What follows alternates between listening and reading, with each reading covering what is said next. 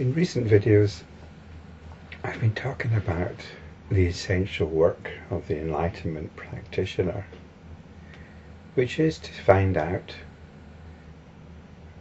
to analyze our capacity for happiness. And this isn't about simple mood management, about getting ourselves into a good mood, because it's about leaving the moods behind altogether. It's about getting to that point where we no longer take our cue from the world,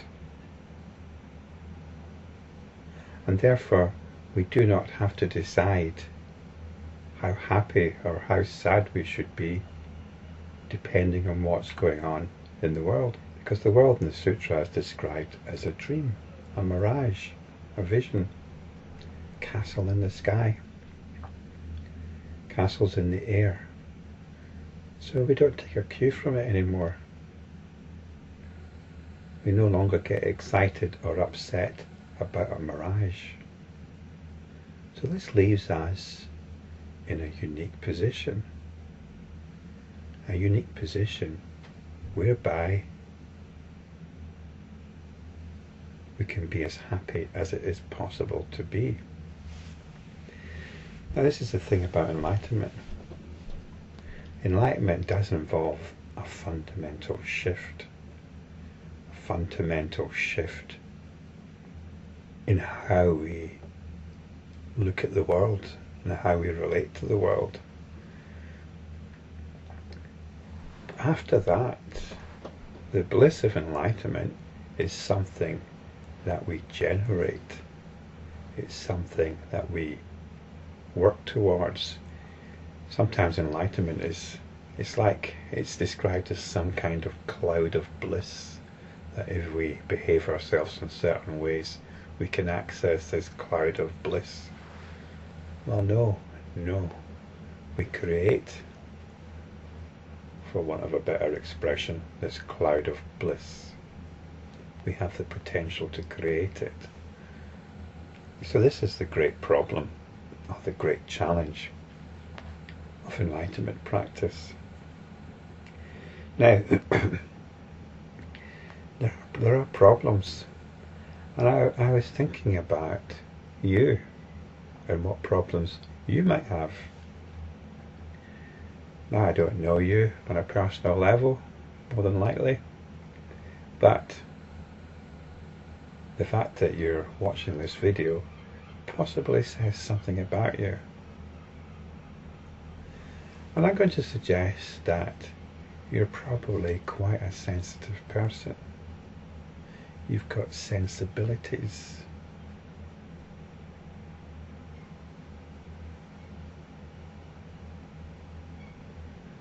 Things upset you.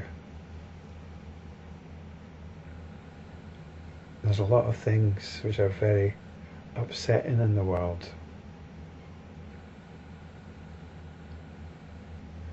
And it might be you've managed to carve out quite a nice space for yourself,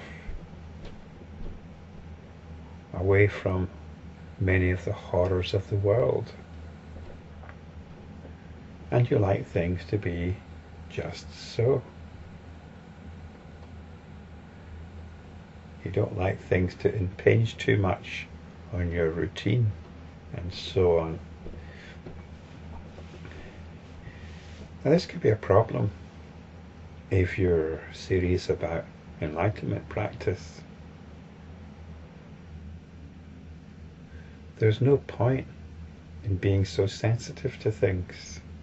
And I suspect that if you're watching this video, you are such a person. You're very sensitive to things. I am very sensitive to things. And it's actually this sensitivity that we need to work with. It's not about becoming desensitized, but it's about not letting this sensitivity dominate. So, for example, I personally don't eat dead animals. I don't eat meat. I eat a little bit of fish. So that might be the same thing, I don't know. But I make a point of not eating meat. I think I'd prefer not to eat fish, but I try to keep it fairly minimal. Now, there's a huge amount of cruelty that goes on against animals, and it's very upsetting. It's very upsetting. It kind of diminishes my empathy for the human race to some extent. Some people criticize people that give to animal charities. But quite frankly, what's so great about human beings? Animals never did anything to anybody. So anyway, we can get into this sort of thing. It just so happens my wife is not a vegetarian. In fact, she enjoys as little she enjoys more than a visit to McDonald's and getting her chops around a double cheeseburger or something like that. So being a vegetarian, I think most vegetarians might be a bit upset about this. And I don't particularly like kissing my wife after she's demolished one of these meals. But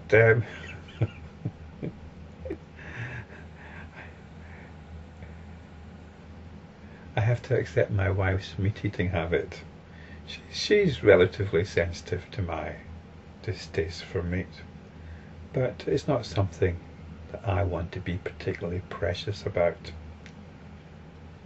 And she doesn't usually cook meat in the house, so that's quite nice. But even if she did, that's her choice, and I'm not going to put my foot down about it. So the point I'm trying to make here is the terrible behaviour that humans inflict upon animals. It is very upsetting. And depending on how upset you are about it, you might want to be involved in some kind of social or political action. That's up to you. I give a little bit of money each month to an animal charity, and that's as far as it goes. So this is my sensibility. This is my sensibility. So on an everyday level, I might be involved in some kind of activity, but on a spiritual level, I have to leave it behind. I have to leave it behind. I have to leave behind my upset and even anguish about the horrors that are being perpetrated. So we need to work with this. So I can work with it by having a wife who's a meat eater. I mentioned my nighttime job. I was a little bit trepidatious about working this weekend. The hotel was full of adults that are here for a good time, and there's something about drunk people that makes me a bit nervous. Here in England, many people think that drunkenness gives them an excuse to behave in a very loud and stupid manner. So I was a little bit worried about it, but it turned out to be fine, and many of the drunk people that I encountered were actually having quite a nice time. So it was okay. But my sensibility here, my inclination to take offence,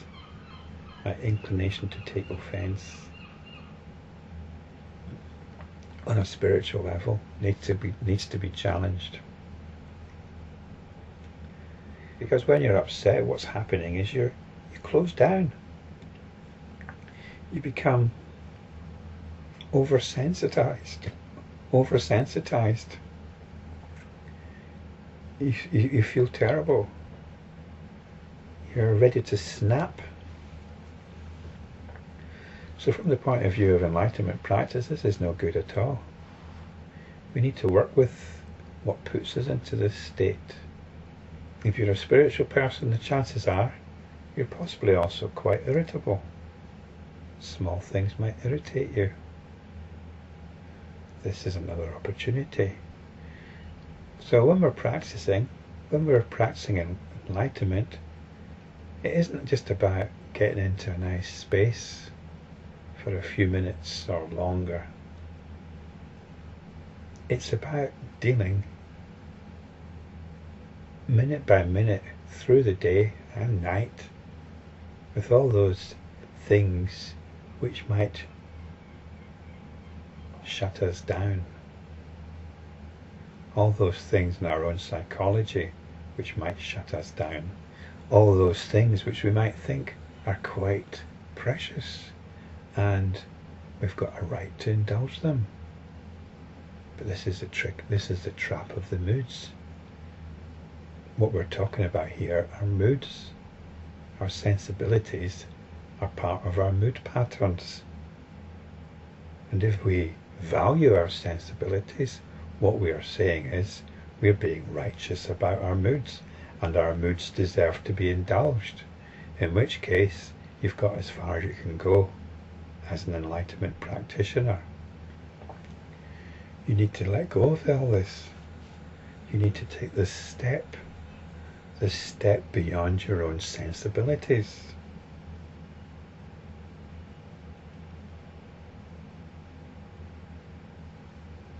For many, spirituality is about adopting a particular lifestyle. That's fine as far as it goes. But all that is doing is establishing a lifestyle in accordance with your own sensibilities. And if that's all you want, then you can switch off now. But if you want to go beyond this, go beyond your sensibilities, if you're interested in enlightenment practice, then we need to become aware of our own sensibilities and how they dictate our moods and our feelings.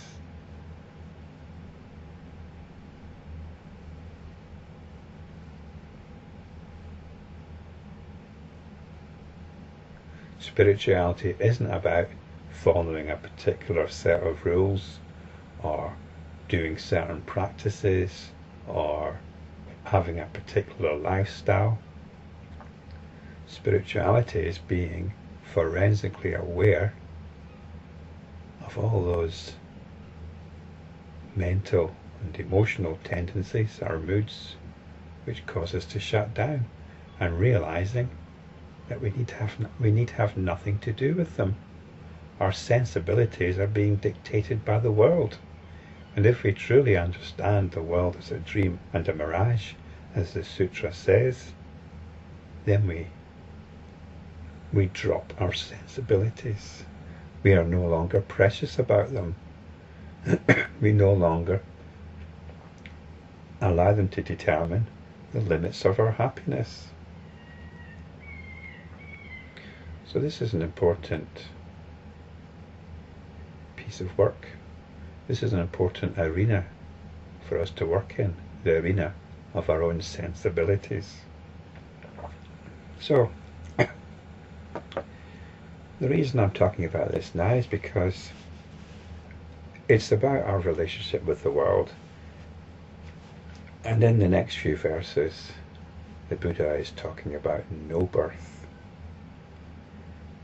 No birth. The world has never been born. It has not got an individual objective existence.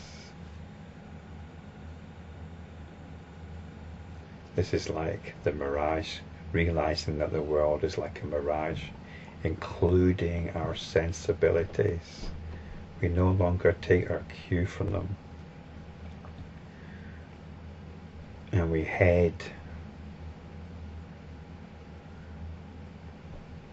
well, I was going to say we head for the Cloud of Bliss, but it's far too much of a cartoon image. But we open ourselves up to our infinite potential for light, for happiness. We get on with the true work of enlightenment practice.